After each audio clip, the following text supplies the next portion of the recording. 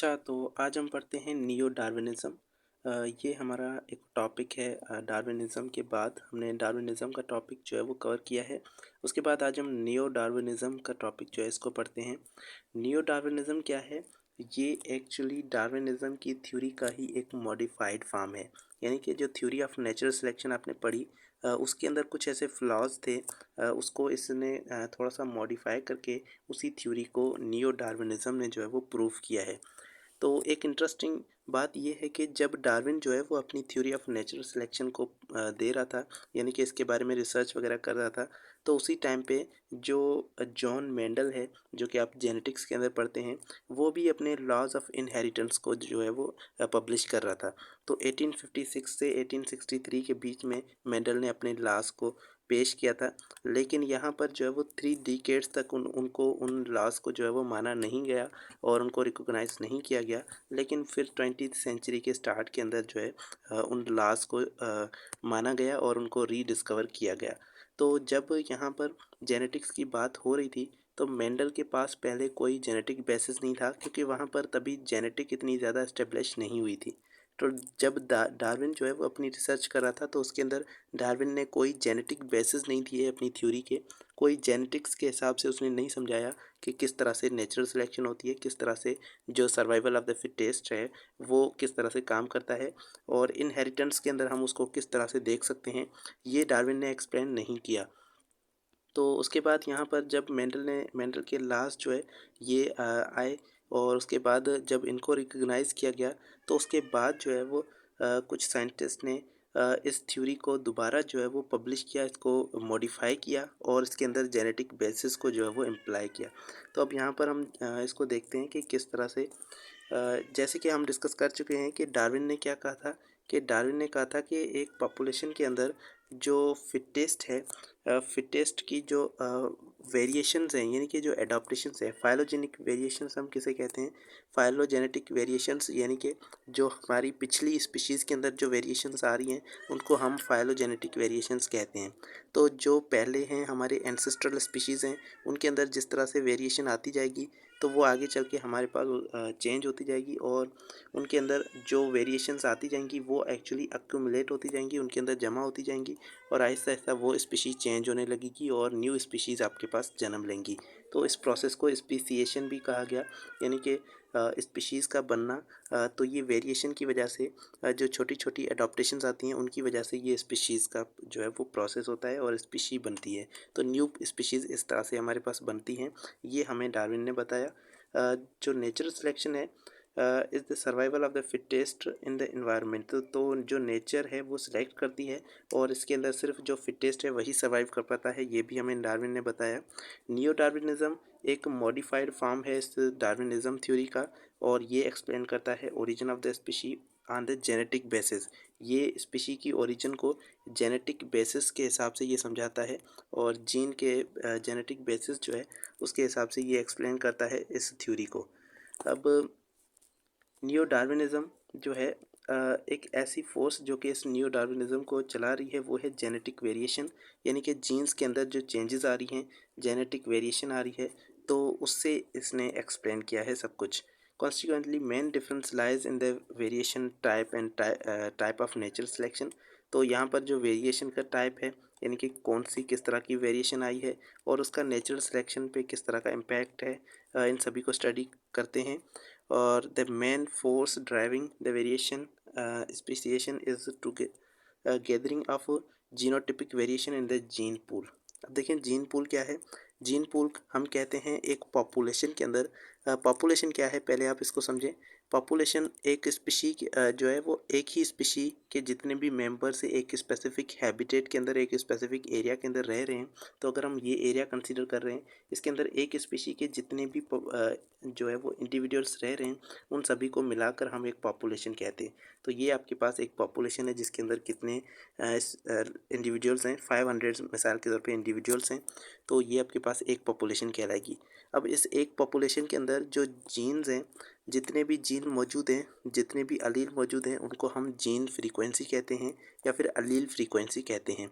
यहाँ पर हम एक ट्रेट की बात कर रहे हैं। अगर हम सपोज़ हम आई कलर को देख रहे हैं, तो आई कलर के लिए अगर एक इंडिविजुअल के पास जो है वो 2 अलील मौजूद हैं, तो 2 अलील जो है ये कंसीडर की जाएंगी और इसको हम मल्टीप्लाई कर देंगे 500 से। तो यहाँ पर आपके पास टोटल जो है वो 1000 जो जीन हैं या 1000 अलील जो है ये आ जाएंगी और ये कंप्लीट हमें जो जीन पूल जो है वो कहलाएगा। यानी कि कंप्लीट जितने भी जीन्स मौजूद हैं, जितने भी अलील मौजूद हैं एक पॉपुलेशन के अंदर, उसको हम जीन पूल कहते हैं। अब इस जीन पूल के अंदर जो भी जीनोटिपिक वेरिएशंस आती हैं, जो भी डिफरेंसेस आते हैं, जब कोई अलील चेंज होती है या फिर अलील का नंबर चेंज होना, तो ये जीनोटिपिक वेरिएशन कहलाते हैं और इन जीनोटिपिक वेरिएशन की वजह से ही स्पेसिएशन होती है, यानी कि स्पीशीज़ बनते हैं। अब देखें, अगर हमारे पास कोई अलील जो है वो ज़्यादा हो रहे हैं, तो इस तरह से हमें हमारे पास जो ये पॉपुलेशन है, ये जीन पूल है, ये डिस्टर्ब होगा, इनका रेशियो जो है वो डिस्टर्ब होगा और उसकी वजह से न्यू स्पीशीज़ क्रिएट हो सकती हैं। तो new Darwinism is refer to the modern synthetic theory of the natural selection. Neo Darwinism को हम एक और भी नाम देते हैं, वो है modern synthetic theory of natural selection. तो ये दूसरा नाम है नियो डार्विनिज्म का। तो in this case reproductive isolation has major part of the speciation. Speciation के अंदर जो मेजर पार्ट है वो है रिप्रोडक्टिव आइसोलेशन, यानी कि इंडिविजुअल्स के बीच में जो है वो एक ऐसी आइसोलेशन आ जाना जिसकी वजह से वो क्या कर सकें, वो रिप्रोड्यूस ना कर सकें, वो मेटिंग ना कर पाएँ। तो ये इस चीज़ को हम कहते हैं रिप्रोडक्टिव आइसोलेशन। तो जब इंडिविजुअल्स के बीच में रिप्रोडक्टिव आइसोलेशन होती है, तो वो क्या करते हैं, वो अपने ही एरिया के अंदर क्या करते हैं, रिप्रोडक्शन कर रहे होते हैं और ये जो है यहाँ पर 2 अलग-अलग एरियाज़ बन जाते हैं। तो इसकी वजह से यहाँ पर क्या होगा कि ये जो है किसी अलग डायरेक्शन के अंदर जाएँगे, ये किसी अलग डायरेक्शन के अंदर जाएँगे, जिसकी वजह से स्पीशीज़ जो है वो डिफरेंट हो जाएँगी। 2 अलग स्पीशीज़ यहाँ से बन सकती हैं। तो ये प्रोसेस स्पेसिएशन कहलाता है और ये किस वजह से हो रहा है, रिप्रोडक्टिव आइसोलेशन की वजह से हो रहा है, जिसमें इंडिविजुअल्स जो है, एक ग्रुप ऑफ इंडिविजुअल्स जो है वो दूसरे ग्रुप ऑफ इंडिविजुअल्स के साथ में मेटिंग नहीं कर पा रहा है। तो ये इस आइसोलेशन की वजह से स्पीशीज़ बन रही हैं और इसकी वजह से क्या होगा, और इस वजह से कोई फिटेस्ट जीन जो होगी, जो कोई स्पेसिफिक जीन है, वो जीन पूल के अंदर वो एम्प्लीफाई हो जाएगी, यानी कि उसकी तादाद बढ़ सकती है या फिर उनकी तादाद डिफरेंट हो जाएगी। तो यही यहाँ पर मेन पॉइंट है इस थ्योरी का। नियो डार्विनिज्म जो है ये हमें एक्सप्लेन करता है कि रिप्रोडक्टिव आइसोलेशंस की वजह से क्या होगा कि कोई ख़ास जीन जो होगी वो एम्प्लीफाई हो जाएगी, यानी कि उसकी तादाद जो है वो बढ़ जाएगी और डिफरेंशियल एम्प्लीफिकेशन की वजह से, यानी कि कोई डिफरेंट जीन जो है वो तादाद में डिफरेंट हो रही होंगी, इनका रेशियो जो है वो अप डाउन हो रहा होगा। तो उसकी वजह से जीन पूल के अंदर जो है ये फिटेस्ट जीन वो अलग हो जाएंगे और जो वीक जीन्स हैं वो इस तरह से अलग डायरेक्शन के अंदर चले जाएंगे। तो इस तरह से स्पीशिएशन होती है और स्पीशी बनती है और वीक वाला जो है वो हो सकता है एलिमिनेट हो जाए। तो thus natural selection is the most suitable genes in associated with the origin of the new species. तो यहाँ पर नेचुरल सिलेक्शन जो है इसको हम जेनेटिकली इस तरह से बयान कर सकते हैं कि जो मोस्ट सुटेबल जीन्स हैं, मोस्ट सूटेबल जीन्स जो कि उस एनवायरनमेंट के हिसाब से मोस्ट सूटेबल हैं या फिर मोस्ट फेवरेबल जीन्स हैं, वो जीन जो है वो यहाँ पर रहेंगे और उसके बाद ओरिजिन ऑफ न्यू स्पीशी होगी, यानी कि न्यू स्पीशीज़ यहाँ पर बनेंगी। किस तरह से, मोस्ट सूटेबल जीन्स की वजह से। सपोज़ कि यहाँ पर हमारे पास जो है वो जीन ए और जीन बी जो है, ये 2 जीन्स हैं और ये 2 जीन जो है ये अभी के एनवायरनमेंट के हिसाब से सूटेबल है। लेकिन क्या हुआ कि विद टाइम जो है वो आहिस्ता-आहिस्ता कंडीशंस कुछ डिफरेंट हो गई, जिसके अंदर बी जो है ये ज़्यादा सूटेबल अब नहीं रही। अब यहाँ पर सिर्फ ए जो है ये हमारे पास ज़्यादा सूटेबल जीन है। साथ में इसके ए के अंदर भी कभी म्यूटेशन आई तो यहाँ पर ए और दूसरी सी जीन भी हो सकती है और सी जीन जो है ये अब सबसे ज़्यादा इस ए से भी ज़्यादा जो है ये फेवरेबल जीन है। तो अब हमारे पास क्या हो गया, ए और सी 2 जीन्स हो गई, जिसके अंदर ए जो है ये इसको वीक माना जाएगा, जबकि ये जो है ज़्यादा फेवरेबल या फिर फिट जीन इसको माना जाएगा। तो आहिस्ता-आहिस्ता ये क्या होगा कि सी जो है ये बच जाएगी और बी, यहाँ पर ए जो है ये फिर से एलिमिनेट होने लगेगा। तो यहाँ पर हमारे पास फिर से सी जो है आ जाएगी, यानी कि क्या हो रहा है कि जो फिटेस्ट जीन है वही सर्वाइव कर पा रहा है और वही जीन जो है वो आगे चल रहे हैं और उसकी वजह से नेचुरल सिलेक्शन भी यही है कि फिटेस्ट जीन जो है वो हमारे पास वहाँ पर रहेंगे, उसकी वजह से न्यू स्पीशीज़ बनती जाएंगी। देखें, शुरू में हमारे पास स्पीशी थी, उसके अंदर ए जीन थी, लेकिन लास्ट में हमारे पास स्पीशी के पास सी जीन थी। तो अब ये अलग अलग जीन्स की वजह से क्या होगा, अब ये सी वाली जीन जो है ये एक हमारे पास इंडिविजुअल एक नई स्पीशी का होगा, नई स्पीशी यहाँ पर बन चुकी है। तो कुछ इस तरह से नियो डार्विनिज्म जो है वो कुछ इस तरह से काम करता है। अब हम बात करते हैं पॉपुलेशन जेनेटिक्स क्या है। पॉपुलेशन जेनेटिक्स का मतलब है कि हम एक पूरी पॉपुलेशन की जेनेटिक्स को ऑब्जर्व करें, उसकी जेनेटिक्स को स्टडी करें, और इस पर ही बेस करता है जो हार्डी वेनबर्ग प्रिंसिपल है, जिसको हम अभी डिस्कस करने वाले हैं। तो branch of biology that deals with the process of origin of variation and their inheritance, यानी कि एक पॉपुलेशन के अंदर जो वेरिएशन है वो वेरिएशन किस तरह से आ रही है, और वो वेरिएशन उसकी इनहेरिटेंस किस तरह से होगी, इस पूरी चीज़ को स्टडी करने के लिए पूरी एक पॉपुलेशन की जेनेटिक्स को हम पढ़ते हैं। तो ये हमारे पास पॉपुलेशन जेनेटिक्स कहलाता है।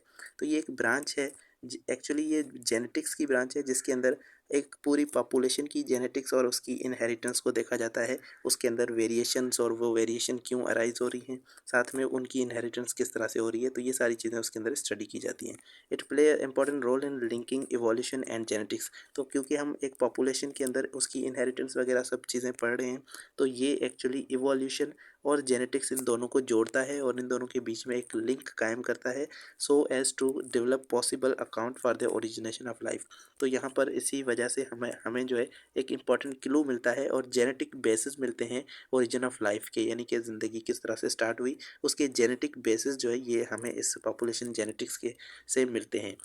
It begin at the individual level and cumulate at the data of the population level. तो ये इंडिविजुअल्स लेवल पर भी अप्लाई होती है और उसके बाद ये पूरी पॉपुलेशन के लिए भी यहाँ पर ये पॉपुलेशन जेनेटिक्स स्टडी करती है। अब हम बात करते हैं हार्डी वेनबर्ग थ्योरम की। हार्डी वेनबर्ग जो है प्रिंसिपल, ये एक्चुअली पॉपुलेशन जेनेटिक्स पर बेस करता है और यही बात करता है, यहाँ पर ये जीन फ्रीक्वेंसी, अलील फ्रीक्वेंसी और यहाँ पर जो है जीनोटाइप की फ्रीक्वेंसीज की बात करता है। अच्छा, तो हार्डी वेनबर्ग थ्योरम या फिर हार्डी वेनबर्ग प्रिंसिपल भी इसे कहा जाता है, तो ये हम डिस्कस कर रहे थे। हार्डी वेनबर्ग थ्योरम क्या है? ये एक ऐसा प्रिंसिपल है जो कि हमें जेनेटिक बेसिस पे हमें जीन फ्रीक्वेंसी या फिर हम इसके अंदर जो है वो अलील फ्रीक्वेंसी को डिटरमाइन करते हैं, और इस तरह से हमें इससे बहुत ज़्यादा जो है वो नॉलेज मिलती है पॉपुलेशन के हवाले से। इसमें हम ज़्यादातर पॉपुलेशन के बारे में डिस्कस कर रहे होते हैं कि पॉपुलेशन के अंदर किस तरह से इवोल्यूशन जो है वो आ सकती है और किस तरह से कौन सी कंडीशन अगर हम मेंटेन करें तो इवोल्यूशन नहीं आएगी। तो इसको हम यहाँ पर डिस्कस करते हैं। यहाँ पर दो साइंटिस्ट थे, इन्होंने 1908 के अंदर एक इंग्लिश मैथमेटिशियन थे, तो इन्होंने एक इक्वेशन भी दी है जो कि मैथमेटिशियन थे गॉडफ्रे हार्डी, और दूसरे हमारे पास जो है वो विलियम वेनबर्ग थे। तो विलियम वेनबर्ग जो है ये दो साइंटिस्ट थे, इन दोनों ने जो है मिलकर इस थ्योरी को, इस थ्योरम को या फिर इस प्रिंसिपल को जो है वो यहाँ पर हमारे सामने दिया।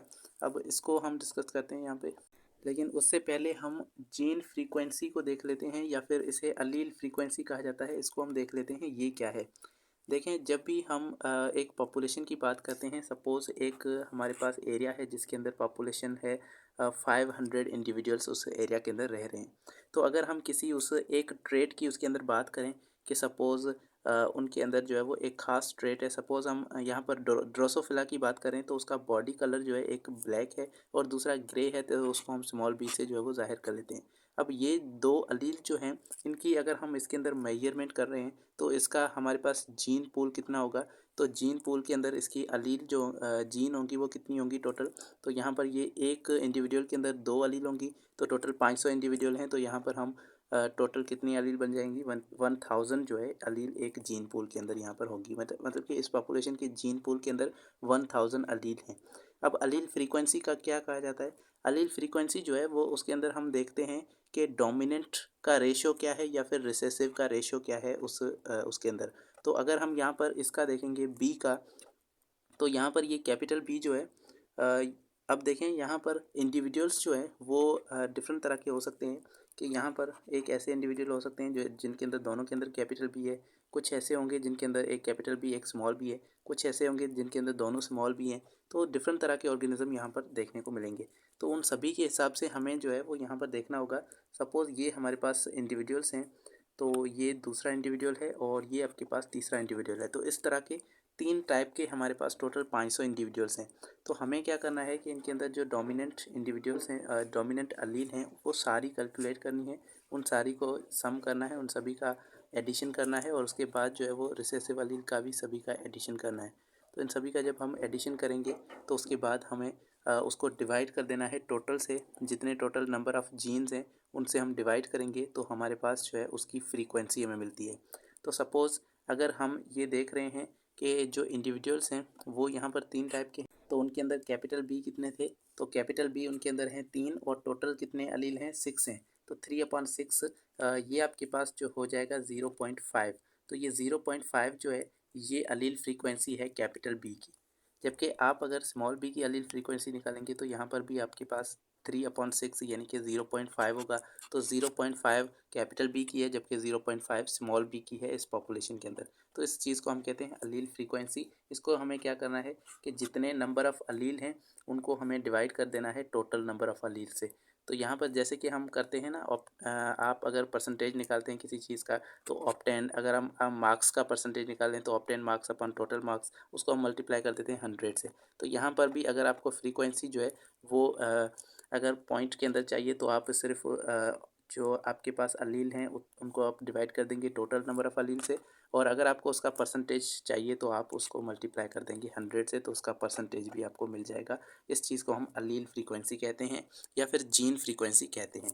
तो mathematically gene frequency of different allele in a given population, तो इसके बारे में यहाँ पर ये जो थ्योरम है ये हमें बताता है। ये थ्योरम क्या कहता है, इस थ्योरम के मुताबिक the frequency of dominant allele would not tend to increase, यानी कि किसी भी पॉपुलेशन में जो डोमिनेंट एलील की फ्रीक्वेंसी है वो कभी भी इंक्रीज़ नहीं होगी, वो कभी भी चेंज नहीं होगी, यानी कि वो कांस्टेंट रहती है। तो अब ये यहाँ पर बात की जा रही है कि यहाँ पर जो एलील फ्रीक्वेंसी है वो क्या होती है, कांस्टेंट होती है एक पॉपुलेशन के अंदर। कांस्टेंट का मतलब ये है कि वो जनरेशन आफ्टर जनरेशन भी वो कांस्टेंट रहेगी, यानी कि वो सेम रहेगी, चाहे उसकी जनरेशन डिफरेंट आ जाए और जितनी भी डिफरेंट जनरेशन आ रही होंगी लेकिन उनका जो तकरीबन एवरेज जो होगा उनका वो सेम होगा। तो genetic variation in population will remain constant from one generation to the next in the absence of disturbing factors. अगर डिस्टर्बिंग फैक्टर्स नहीं है, यानी कि कुछ ऐसी कंडीशंस हैं, अगर वो कंडीशंस मेंटेन की जाएँ तो यहाँ पर जो जेनेटिक वेरिएशन है, जो फ्रीक्वेंसी है अलील फ्रीक्वेंसी या फिर जीनोटाइप फ्रीक्वेंसी, ये दोनों फ्रीक्वेंसी हमेशा सेम रहती हैं, जनरेशन टू जनरेशन हमेशा ये कांस्टेंट रहती हैं। सपोज़ ये हमारे पास जो डिस्टर्बिंग फैक्टर्स हैं इनकी वजह से क्या होता है कि ये अलील फ्रीक्वेंसीज़ चेंज हो जाती हैं। तो अलील फ्रीक्वेंसीज़ जो है वो किस वजह से चेंज होती हैं, इसमें हमारे पास जो है डिफरेंट फैक्टर्स आते हैं जिनको हम आगे डिस्कस करेंगे। उन फैक्टर्स की वजह से जो है ये वेनबर्ग प्रिंसिपल जो है ये डेविएट कर जाता है और यहाँ पर जो है वो अलील फ्रीक्वेंसीज़ जो है वो चेंज हो जाती हैं डिफरेंट ऑर्गेनिजम्स की। तो यहाँ पर व्हेन मेटिंग इज़ रैंडम, अगर मेटिंग जो है वो रैंडम है, रैंडम मेटिंग का मतलब है कि कोई भी इंडिविजुअल जो है वो किसी भी दूसरे इंडिविजुअल के साथ जो है वो मेटिंग कर सकता है और रिप्रोडक्शन जो है वो बिल्कुल ही क्या क्या हो रही होगी, यहाँ पर नॉन रैंडम हो रही होगी, सॉरी रैंडम हो रही होगी, और किसी भी कोई भी इंडिविजुअल किसी दूसरे इंडिविजुअल के साथ मेटिंग कर सकता है, तो ये रैंडम मेटिंग कहलाती है। तो अगर और पॉपुलेशन भी आपके पास लार्ज है और मेटिंग जो है वो भी रैंडम हो रही है, तो इसकी वजह से क्या होगा कि फिर भी हमारे पास जो अलील फ्रीक्वेंसी है वो सेम रहेगी। रैंडम मेटिंग के अंदर अलील फ्रीक्वेंसी सेम रहती है, जबकि आपके पास अगर रैंडम मेटिंग नहीं है, नॉन रैंडम मेटिंग है, तो अलील फ्रीक्वेंसी चेंज होने लगेगी। इस चीज़ को आगे आगे हम फैक्टर्स के अंदर जो है वो ज़्यादा इसको डिस्क्राइब करेंगे। तो आगे चलते हैं विथ नो डिस्ट्रप्टिव सर्कमफेरेंस। कुछ ऐसे सर्कमफेरेंसेस अगर आ जाते हैं डिस्ट्रप्टिव सर्कमफेरेंस, तो उनकी वजह से ये जो है अलील फ्रीक्वेंसी चेंज होती है। ये लॉ जो है ये प्रिडिक्ट करता है कि जीनोटाइप या फिर अलील फ्रीक्वेंसी, जीनोटाइप फ्रीक्वेंसी या अलील फ्रीक्वेंसी जो है ये दोनों कांस्टेंट रहते हैं और इक्विलिब्रियम के अंदर रहते हैं। आपने केमिकल इक्विलिब्रियम पढ़ा है, उसके अंदर क्या होता है कि rate of forward reaction, rate of backward reaction, ये दोनों बराबर होते हैं। तो यहाँ पर जो फ्रीक्वेंसी होगी डोमिनेंट एलील की और रिसेसिव एलील की ये भी सेम रहेगी, साथ में जीनोटाइप फ्रीक्वेंसी वो भी सेम रहेगी। यानी कि अगर आप जीनोटाइप फ्रीक्वेंसी का मतलब क्या है कि यहाँ पर आपके पास ये 3 तरह के जीनोटाइप हैं। अब इसके अंदर टोटल नंबर ऑफ़ इंडिविजुअल्स के अंदर जो बी है वो कितने हैं, बी कैपिटल बी वाले ये इंडिविजुअल कितने हैं। सपोज़ अगर हमारे पास कैपिटल बी वाले जो है वो 6 इंडिविजुअल्स हैं और टोटल हमारे पास जो है वो 20 इंडिविजुअल्स हैं। यहाँ पर स्मॉल बी वाले अगर हमारे पास 3 इंडिविजुअल्स हैं और टोटल हमारे पास जो है वो 20 इंडिविजुअल्स है, तो ये इनकी जो है वो फ्रीक्वेंसी होगी। इनको आप जो है वो सॉल्व करेंगे तो यहाँ पर आपको इसके जीनोटाइप की फ्रीक्वेंसी मिलेगी और यहाँ पर जो है वो इसके जीनोटाइप की फ्रीक्वेंसी भी यहाँ पर आपको मिलेगी। तो इस तरह से आप जो है जीनोटाइप फ्रीक्वेंसी भी निकालते हैं और अलील फ्रीक्वेंसी भी निकालते हैं। अब यहाँ पर हार्डी और वेनबर्ग ने जो है ये कहा है कि ये कांस्टेंट रहती हैं, और किस तरह से इन्होंने एक इक्वेशन भी दी है जिससे हम अलील फ्रीक्वेंसी को फाइंड आउट करते हैं डिफरेंट पॉपुलेशन के अंदर। तो सपोज़ इन्होंने अलील फ्रीक्वेंसी और जीनोटाइप फ्रीक्वेंसी जो है वो पॉपुलेशन के अंदर इन्होंने उसको डिटरमाइन करने के लिए एक इक्वेशन दी है। उस इक्वेशन को हम क्या कहते हैं, हार्डी वेनबर्ग इक्वेशन कहते हैं। और ये जो इक्वेशन है ये बेस्ड है हार्डी वेनबर्ग इक्विलिब्रियम पे। इक्विलिब्रियम का मतलब क्या है कि दोनों चीज़ें, दोनों जैसे कि आपके पास जो रिएक्टेंट है उनकी कंसंट्रेशन और आपके पास वहाँ पर जो है प्रोडक्ट है उनकी कंसंट्रेशन दोनों की सेम होती है। तो इसी तरह यहाँ पर आपके पास जो अलील होंगे उनकी अलील की दोनों की जो फ्रीक्वेंसी होगी, एक बार जो फ्रीक्वेंसी सेट है वो अब क्या होगी, सेम होगी। चाहे अब कैपिटल वाले ये भी प्रोड्यूस हो रहे हैं और ये भी आपके पास सेम प्रोड्यूस हो रहे हैं, यहाँ पर ये भी डाई हो रहे हैं, ये भी डाई हो रहे हैं। तो इस तरह से आपके पास एक इक्विलिब्रियम बना होता है और उस इक्विलिब्रियम को हम कहते हैं हार्डी वेनबर्ग इक्विलिब्रियम। तो अगर सपोज़ हमारे पास ड्रोसोफिला है और उसके अंदर अगर हमारे पास ग्रे बॉडी कलर है, उसको हम कैपिटल बी से ज़ाहिर कर रहे हैं जो कि डोमिनेंट है। दूसरी हाँ बॉडी कलर है जो कि ब्लैक है। तो दो यहाँ पर अलील हैं, एक है ब्लैक करवाने वाली और एक है ग्रे बॉडी कलर को करवाने वाली। तो एक को हम कैपिटल कह रहे हैं, एक को हम स्मॉल बी कह रहे हैं। तो in the absence of any other allele for the body colour the sum of their frequencies must be equal to 1। तो यहाँ पर एक पॉपुलेशन के अंदर जितने भी अलील होते हैं उन अलील का जो उन अलील की फ्रीक्वेंसीज़ का जो सम होता है वो हमेशा 1 के बराबर होता है। क्योंकि अगर देखें, अगर आप जो है वो एक से ज़्यादा चीज़ों का परसेंटेज निकाल रहे हैं, तो अगर आप जो है यहाँ पर ए का परसेंटेज निकाल रहे हैं और बी का परसेंटेज निकाल रहे हैं और सी का परसेंटेज निकाल रहे हैं, तो इन सभी चीज़ों का जो परसेंटेज है, अगर इसका 20% है, इसका 40% है, तो इसका जो है वो 60% होगा। यानी कि टोटल हमारे पास कितना होता है, 100%। तो इस तरह से जो आपके पास कैपिटल बी है इसकी फ्रीक्वेंसी और स्मॉल बी है इसकी फ्रीक्वेंसी, वो हमारे इन दोनों का अगर हम सम करेंगे तो वो बराबर होगा 1 के। यानी कि जो फ्रीक्वेंसी है वो दोनों अलील की मिला के अगर हम उन दोनों को सम कर रहे हैं तो हमारे पास इन दोनों का जो सम होगा, दोनों की फ्रीक्वेंसीज़ का जो सम होगा वो आपके पास 1 के इक्वल होगा, 1 के बराबर होगा। Now mathematically if we designate capital B allele with p, अगर हम यहाँ पर कैपिटल बी अलील को जो है वो पी मान रहे हैं और स्मॉल बी वाली अलील को हम जो है वो रिसेसिव अलील को क्यू मान रहे हैं, तो यहाँ पर एक इक्वेशन को बनाने के लिए हम इसको जो है वो पी और क्यू कंसीडर कर रहे हैं। पी यहाँ पर जो डोमिनेंट अलील है और यहाँ पर क्यू जो है वो ये रिसेसिव अलील अगर आप कंसीडर करें, तो इसके अंदर यहाँ पर इनकी जो इक्वेशन है वो इस तरह से बनेगी कि पी यानी कि अलील फ्रीक्वेंसी ऑफ डोमिनेंट अलील और क्यू यानी कि अलील फ्रीक्वेंसी ऑफ रिसेसिव अलील, इन दोनों का सम जो होगा वो किसके बराबर होगा, 1 के बराबर होगा।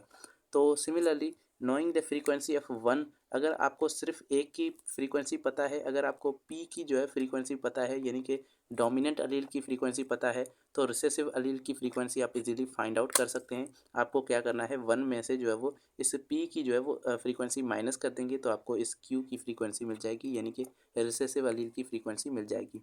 तो इस तरह से आप डिफरेंट कैलकुलेशंस कर सकते हैं इससे। उसके बाद इन्होंने एक इक्वेशन बनाई, जैसे कि आपके पास p प्लस क्यू बराबर 1 है, तो इन्होंने क्या इक्वेशन बनाई कि p प्लस क्यू, ये इन दोनों को इन्होंने क्या किया कि स्क्वायर कर दिया। तो यहाँ पर जो इक्वल्स टू 1 है, 1 का भी क्या क्या होगा, यहाँ पर स्क्वायर होगा। तो 1 का स्क्वायर 1 ही होता है, लेकिन p plus Q whole square जो है इसका हमारे पास मैथमेटिकल एक फार्मूला होता है a plus B whole square, जिसमें ये इक्वल होता है a square plus 2ab plus B square के। तो इस तरह से P square plus 2pq plus Q square, ये हमारे पास यहाँ पर फार्मूला बनेगा और ये किसके बराबर होगा, 1 के बराबर होगा। तो यहाँ पर ये एक्चुअली शो कर रहा है ऑफस्प्रिंग्स को, ये ऑफस्प्रिंग की फ्रीक्वेंसीज़ को शो कर रहा है। ये इन्होंने एक और इक्वेशन दी जो कि ऑफस्प्रिंग के जीनोटाइप्स को जो है यहाँ पर शो कर रही हैं। अगर हम जो है ये पेरेंट का जीनोटाइप है और पेरेंट की जीन फ्रीक्वेंसी है, जबकि इसका अगर हम स्क्वायर कर देते हैं तो हमें यहाँ पर ये इक्वेशन मिलती है और ये इक्वेशन हमें जीनोटाइप बताती है ऑफस्प्रिंग्स का। यानी कि ऑफस्प्रिंग की जीन फ्रीक्वेंसी अगर आप फाइंड आउट करना चाहें तो ये आपके पास एक इक्वेशन है जो आपको यहाँ पर बताती है। अब इसमें पी स्क्वायर जो है ये आपके पास है फ्रीक्वेंसी ऑफ कैपिटल बी, यानी कि अगर आप जो है वो यहाँ पर जो होमोजाइगस डोमिनेंट है उसकी जीन फ्रीक्वेंसी फाइंड आउट करना चाहते हैं तो कैपिटल पी स्क्वायर कर देंगे आप, यानी कि जो पी की वैल्यू है उसका स्क्वायर आपने करना है। और उसके बाद अगर आपको जो है वो यहाँ पर ये आपको हेट्रोजाइगस की अगर फ्रीक्वेंसी फाइंड आउट करनी है कि इंडिविजुअल्स में जो हेट्रोजाइगस होंगे वो कितने होंगे, उनकी फ्रीक्वेंसी क्या होगी, तो आपको क्या करना है, टू पी क्यू करना है, यानी कि टू मल्टीप्लाई आप कर देंगे पी की फ्रीक्वेंसी को और मल्टीप्लाई कर देंगे क्यू की फ्रीक्वेंसी को। और उसके बाद अगर आपको जो है वो यहाँ पर रिसेसिव की फ्रीक्वेंसी फाइंड आउट करनी है तो यहाँ पर आप क्यू का क्या कर देंगे, स्क्वायर कर देंगे, क्यू की जितनी भी फ्रीक्वेंसी होगी उसका आप स्क्वायर कर देंगे और इन सभी का जो सम होगा वो हमेशा 1 के इक्वल होगा। तो ये आपके पास यहाँ पर इनका एक क्वेश्चन है जो कि आपको बताता है। तो इसके अंदर आपसे किस तरह से आप जो है इनको सॉल्व कर सकते हैं, इसको यहाँ पर हम देखते हैं। एक प्रॉब्लम दिया हुआ है जिसके अंदर आप इनके अंदर डिफरेंट चीज़ों को सॉल्व करेंगे। जैसे कि फ्रीक्वेंसी ऑफ टू अलील, अगर आपको एक जीन पूल के अंदर दो अलील की फ्रीक्वेंसी दी हुई है, अलील ए है जिसकी फ्रीक्वेंसी है 0.19 जबकि 0.81 ये फ्रीक्वेंसी है अलील बी की, स्मॉल ए की। तो इस तरह से दो अलील हैं जिनकी फ्रीक्वेंसी आपको गिवन है। अब आपको क्या कैलकुलेट करना है, आपको जो है यहाँ पर कैलकुलेट करना है परसेंटेज ऑफ हेट्रोजाइगस इंडिविजुअल्स, यानी कि जो पॉपुलेशन में हेट्रोजाइगस इंडिविजुअल्स होंगे, यानी कि 2A, ये आपको जो है इनकी आपको यहाँ पर फ्रीक्वेंसी फाइंड आउट करनी है। और फ्रीक्वेंसी नहीं, यहाँ पर आपको परसेंटेज फाइंड आउट करना है, यानी कि 100 से मल्टीप्लाई करना है इनको। तो देखें हमारे पास यहाँ पर फार्मूला क्या था, जो हेट्रोजाइगस है उसका फार्मूला है 2PQ। तो आपको 2PQ जो है ये करना है, यानी कि 2 लिखना है और उसके बाद P की फ्रीक्वेंसी और Q की फ्रीक्वेंसी को मल्टीप्लाई करना है। तो इन्होंने ऐसा ही किया है, यहाँ पर क्या किया है, 2 और यहाँ पर P की जो फ्रीक्वेंसी है, यानी कि यहाँ पर आपके पास कैपिटल A था और स्मॉल a था, तो आप यहाँ पर कैपिटल A की और स्मॉल a की फ्रीक्वेंसी को मल्टीप्लाई करेंगे। ये कैपिटल A की फ्रीक्वेंसी है, ये स्मॉल a की फ्रीक्वेंसी है, इन तीनों चीज़ों को हमने मल्टीप्लाई किया तो आपके पास कितना आ गया, 0.31, और इसको 100 से आप मल्टीप्लाई करेंगे तो आपको 31% मिलेगा। तो ये परसेंटेज है हेट्रोजाइगस इंडिविजुअल की।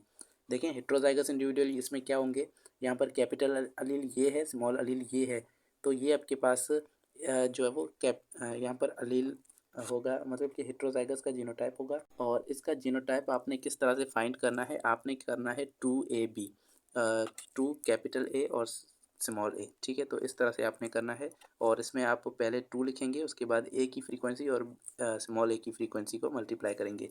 तो ये तीनों चीज़ों को मल्टीप्लाई करके आप इसका परसेंटेज निकाल सकते हैं। उसके बाद दूसरी चीज़ भी हमें यहाँ पर कैलकुलेट करने के लिए कहा गया है, जैसे कि calculate the percentage of homozygous recessive, यानी कि हमें यहाँ पर स्मॉल ए का जो परसेंटेज है वो फाइंड आउट करना है। तो यहाँ पर आपने ऊपर इक्वेशन के अंदर देखा कि अगर आपको जो है वो होमोजाइगस रिसेसिव का परसेंटेज अगर फाइंड आउट करना है तो आप क्या करेंगे, रिसेसिव का स्क्वायर कर देंगे। तो यहाँ पर आपके पास जो रिसेसिव है वो क्या है, उसकी फ्रीक्वेंसी कितनी है, उसकी फ्रीक्वेंसी है 0.81। तो ये हमें क्वेश्चन के अंदर गिवन है। 0.81 का जो है आप यहाँ पर स्क्वायर कर देंगे, यानी कि 0.81 मल्टीप्लाई बाय 0.81 कर देंगे आप। तो ये हमारे पास बन जाएगा 0.66, और यानी कि 66%। आप इसको जो है 0.66 को 100 से मल्टीप्लाई करके 66% निकाल सकते हैं, जो कि यहाँ पर आपको दिखाया गया है। तो इस तरह से आपके पास जो है ये सॉल्यूशन आप किसी भी चीज़ का यहाँ पर कर सकते हैं। अगर आपको जो है यहाँ पर दो अलील की सिर्फ फ्रीक्वेंसी गिवन है और उसमें से आप जो है उनके ऑफस्प्रिंग की फ्रीक्वेंसी भी यहाँ पर फाइंड आउट कर सकते हैं, तो ये आपके पास जो है हार्डी वेनबर्ग प्रिंसिपल कहलाता है। अब इस हार्डी वेनबर्ग थ्योरम को जो है वो कुछ फैक्टर्स हैं जो इसको मतलब कि फैक्टर हैं अफेक्ट कर रहे हैं इस चीज़ को, तो वो कौन से फैक्टर्स हैं, उनकी वजह से क्या होगा कि अलील फ्रीक्वेंसी चेंज हो जाएगी, यानी कि कांस्टेंट नहीं रहेगी। और अलील फ्रीक्वेंसी अगर चेंज हो गई तो हमारे पास एवोल्यूशन आएगा और एवोल्यूशन की वजह से यहाँ पर ये चीज़ें अराइज होंगी। तो अब इसके अंदर पहली चीज़ है म्यूटेशन। अगर म्यूटेशन आती है तो न्यू जीन्स बनते हैं पॉपुलेशन के अंदर, और न्यू जीन बनने की वजह से इसके अंदर फ्रीक्वेंसी जो है वो डिवाइड हो जाती है, यानी कि कुछ फ्रीक्वेंसी इस न्यू जीन की भी होगी। तो इस तरह से हमारे पास जो फ्रीक्वेंसी है वो चेंज हो जाएगी। सिलेक्शन, यानी कि अगर हम किसी खास चीज़, मिसाल सपोज़ यहाँ पर वाइट कलर के पौधे भी हैं, यानी कि वाइट कलर के फ्लावर के पौधे वाले पौधे भी मौजूद हैं यहाँ पर, और दूसरे हमारे पास रेड कलर के फ्लावर वाले पौधे हैं। तो अगर हम वाइट वाले जो है वो ये सारे निकाल देते हैं, इन सभी को काट देते हैं, या फिर कोई गाय है जो सिर्फ वाइट कलर के फ्लावर को ही खाती है, तो यहाँ पर वाइट कलर के ख़त्म हो जाएंगे और सिर्फ जो बच जाएंगे तो वो हमारे पास रहेंगे। और अब यहाँ पर सिर्फ रेड वाले जो है वो बच चुके हैं, तो इनकी फ्रीक्वेंसी क्या हो जाएगी 100% और दूसरे की फ्रीक्वेंसी कम हो जाएगी। तो इस तरह से फिर से सिलेक्शन की वजह से क्या हुआ कि किसी खास चीज़ को हमने ख़त्म कर दिया, या फिर हमने जो है वो किसी खास चीज़ किसी एक खास स्पीशी को हमने रिप्रोड्यूस करने का मौका दिया और दूसरी को नहीं दिया, तो उसकी वजह से एलील फ्रीक्वेंसी चेंज हो गई। नॉन रैंडम मैटिंग यानी कि ऐसी मैटिंग जिसके अंदर यहाँ पर देखें नॉन रैंडम मैटिंग नहीं होनी चाहिए, यहाँ पर रैंडम मैटिंग होनी चाहिए, तो यहाँ पर ये नॉन नहीं आएगा, इसको आप काट दें। यहाँ पर क्या होगा कि the process of mating should be random, यहाँ पर रैंडम आएगा। तो ये प्रोसेस अगर रैंडम होगा तो क्या होगा कि डिफरेंट डिफरेंट ऑर्गेनिज्म से ये मैटिंग होगी और इस तरह से आपके पास एलील फ्रीक्वेंसी जो है वो सेम रहेगी। अगर सिर्फ एक ही ग्रुप के इंडिविजुअल्स जो है वो आपस में अगर मैटिंग करते रहेंगे, तो अगर ये इंडिविजुअल्स जो है ये होमोजाइगस हैं, तो क्या होगा कि होमोजाइगस की फ्रीक्वेंसी बढ़ जाएगी। तो इस तरह से आपके पास फ्रीक्वेंसी जो है वो चेंज हो सकती है। उसके बाद है जीन फ्लो। जीन फ्लो का मतलब है कि जो माइग्रेशन होना, यानी कि स्पीशी का कुछ मेंबर्स जो है वो माइग्रेट कर रहे हैं। तो अगर यहाँ पर एक जगह से दूसरी जगह तक माइग्रेट कर रहे हैं इंडिविजुअल्स, तो उसकी वजह से क्या होगा कि चेंज आएंगी और जेनेटिक होम यहाँ पर जीन फ्लो की वजह से इस चीज़ को हम कहते हैं जीन फ्लो, यानी कि माइग्रेशन होना। और अगर माइग्रेट हो गए एक इंडिविजुअल्स, तो वहाँ पर जाकर वो रिप्रोडक्शन करेंगे, मेटिंग वहाँ पर जाकर करेंगे, तो उसकी वजह से कोई ख़ास जो है वो फ्रीक्वेंसी वो बढ़ जाएगी या फिर कम हो जाएगी। तो ये भी एक चीज़ है जिसकी वजह से यहाँ पर फ्रीक्वेंसी बढ़ती है या कम हो जाती है। कुछ वर्ड हैं जो यहाँ पर आपको समझा देता हूँ। Meta population. मेटा पॉपुलेशन यानी कि एक ऐसी पॉपुलेशन जिसके मेंबर्स जो है वो अलग अलग जगह पे रह रहे हैं, लेकिन आपस में कम्युनिकेट कर रहे हैं, एक ही स्पीशी के मेंबर्स हैं। ये स्मॉल स्मॉल डीम्स के अंदर रहते हैं, यानी कि आइसोलेटेड पॉपुलेशन के अंदर रहते हैं। छोटी छोटी आइसोलेटेड पॉपुलेशन होती हैं इसके अंदर। तो ये भी चीज़ यहाँ पर है। और इस उसके बाद जो है यहाँ पर लिखा है कि ये डिस्ट्रप्टिव जो फोर्सेस हैं, ये सारी चीज़ें हैं, ये जो फैक्टर्स हैं, इन सभी फैक्टर की वजह से ये हार्डी वेनबर्ग प्रिंसिपल जो है ये रियलिटी में ये अप्लाई नहीं होता, क्योंकि ये सारे फैक्टर रियलिटी में हम एलिमिनेट नहीं कर सकते, ये रियलिटी में मौजूद होते हैं, जिसकी वजह से हार्डी वेनबर्ग प्रिंसिपल रियलिटी में ये अप्लाई नहीं हो सकता। लेकिन ये बहुत सारी चीज़ों को यहाँ पर मेजर करने के लिए हम यूज़ करते हैं। जैसे कि कोई डिज़ीज़ आ जाए, किसी पॉपुलेशन में कोई डिज़ीज़ आ जाए, तो उसको हम ट्रेस आउट कर सकते हैं कि वो कितने इंडिविजुअल्स के अंदर फैल सकती है और कैसे फैल सकती है। तो ये सारी चीज़ें हम इसके अंदर कर सकते हैं। तो ये था आज का टॉपिक, होपफुली आपको समझ आया होगा। नेक्स्ट वीडियो में हम इसका लास्ट टॉपिक पढ़ेंगे। Thank you so much. अल्लाह हाफिज़।